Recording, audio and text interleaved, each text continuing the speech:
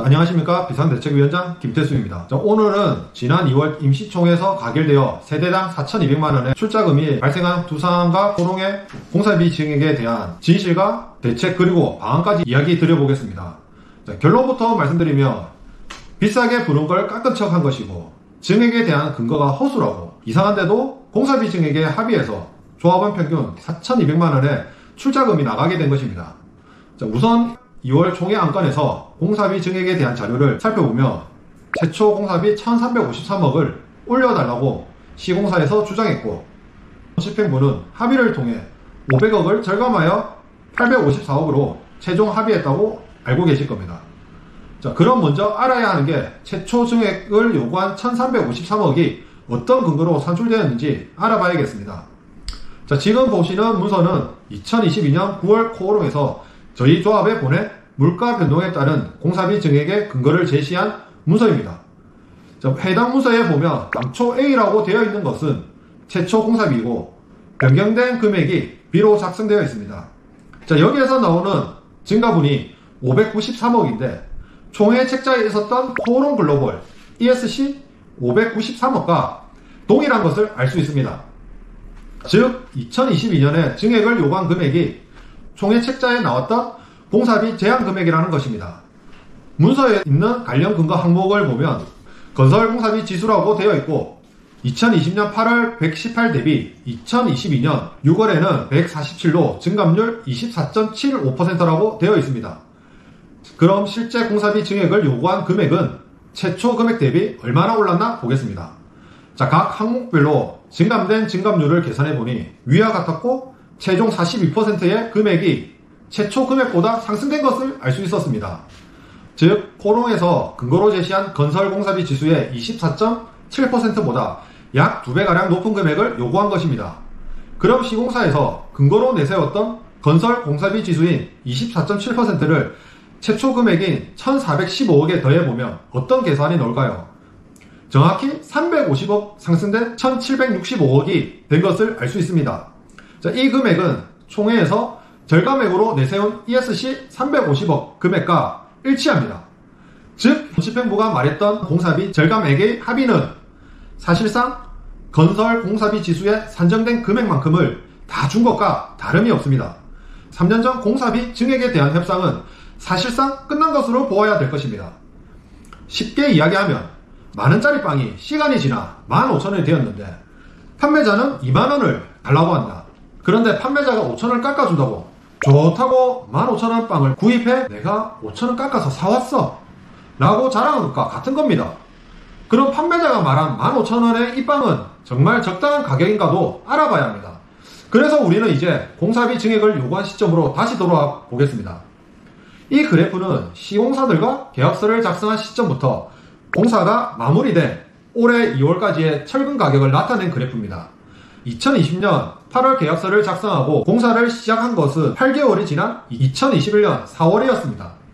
불행하게도 우리 아파트 공사는 공사 시작 시점을 기준으로 원자재 가격이 고공행진을 하던 시기였습니다. 공사 시작 시점에서 1년 5개월이 지난 후 시공사에서는 공사비 증액을 요구하였고 이때는 주요 원자재 가격이 오른 시점이지만 그 이후의 가격을 보면 점차 안정적으로 가격이 형성된 것을 볼 수 있습니다. 여기서 우리가 중요하게 생각해 볼 것은 실제 원자재들이 들어가는 시점에 얼마의 물량이 들어갔는지도 알아야 할 것입니다. 그러기 위해서는 공사 진행률을 먼저 알아야 할 것입니다. 지금 보시는 문서는 2025년 2월 5일 두산건설 공사비 증액 관련 조합 홈페이지에 올라온 공문입니다.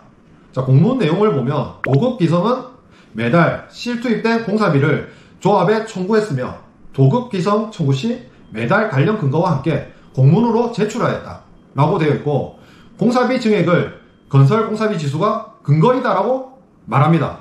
그러나 조합 홈페이지에는 2022년 7월 이후에는 도급 기성 청구에 대한 공문은 더 이상 올라오지 않았지만 두산에서는 매달 청구한 기성금에 대한 표를 같이 올려두었습니다.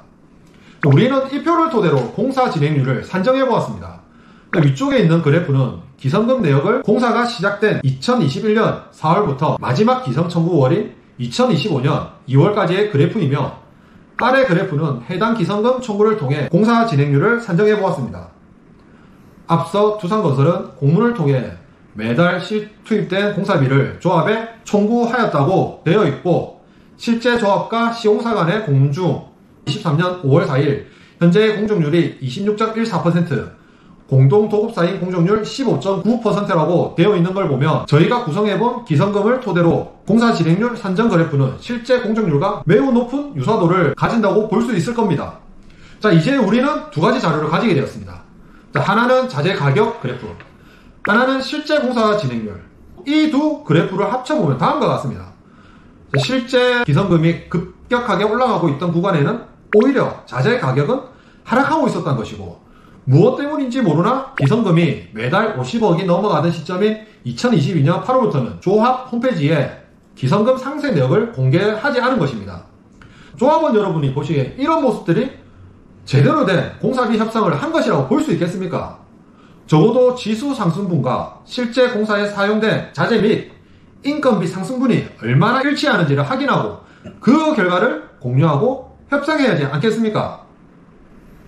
또한 공사는 매월 진행되었을 것이고, 자재가 많이 들어간 달, 적게 들어간 달이 다 다를 것이며 매달 원자재 가격 등이 달라졌을 건데, 우리 조합은 어떻게 증액을 들어주었다? 2020년 계약 당시 건설공사비 지수의 증액을 요구한 2022년 9월을 기준으로 공사비 증액을 해주었던 것입니다.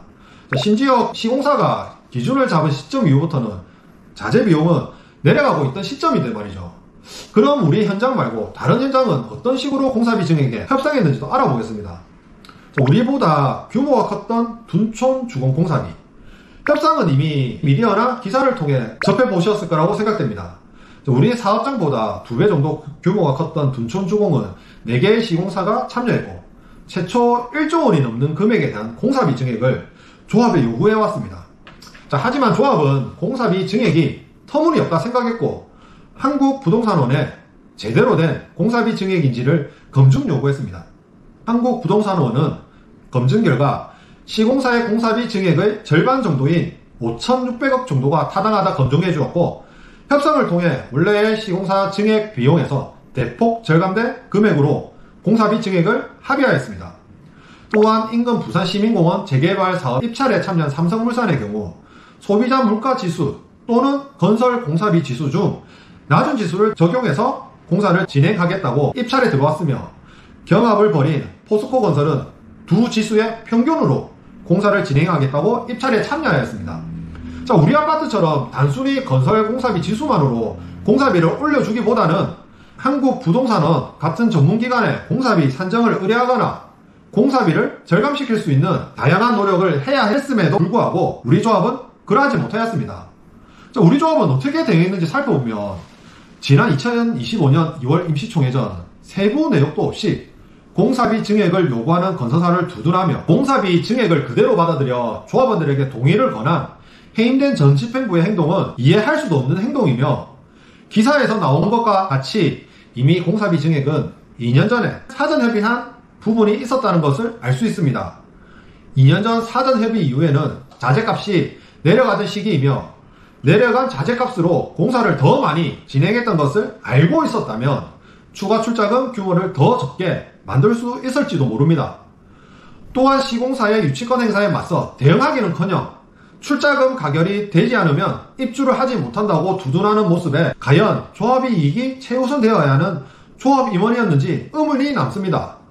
시공사가 단순히 건설 공사비 지수로 근거로 증액을 요구하는 것은 법적 근거가 부족하고, 건설 공사비 지수는 전체적인 공사비 흐름을 나타내는 통계지표일 뿐이지 개별 공사의 구체적인 원가 상승을 증명하는 직접적인 근거가 될 수 없음에도 불구하고 공사비 증액의 타당성을 입증할 수 있는 상세한 근거 자료를 요청하지 않았으며, 전문기관의 증액의 타당성을 검증하는 일조차 하지 않고 직접 출자금을 내야 하는 조합원들에게는 상세 내역도 공개하지 않은 것이지요.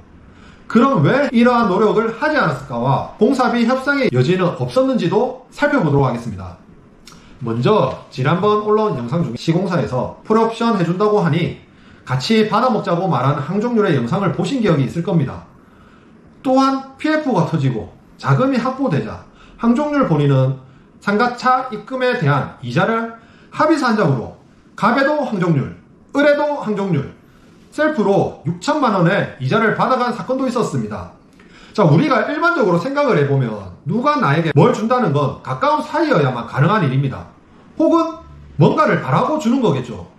그런데 시공사가 풀옵션 해준다 했다? 그러니 같이 받아먹자? 이런 사이면 공사비 증액에 대한 협상이 가능한 사이라고 볼 수 있을까요?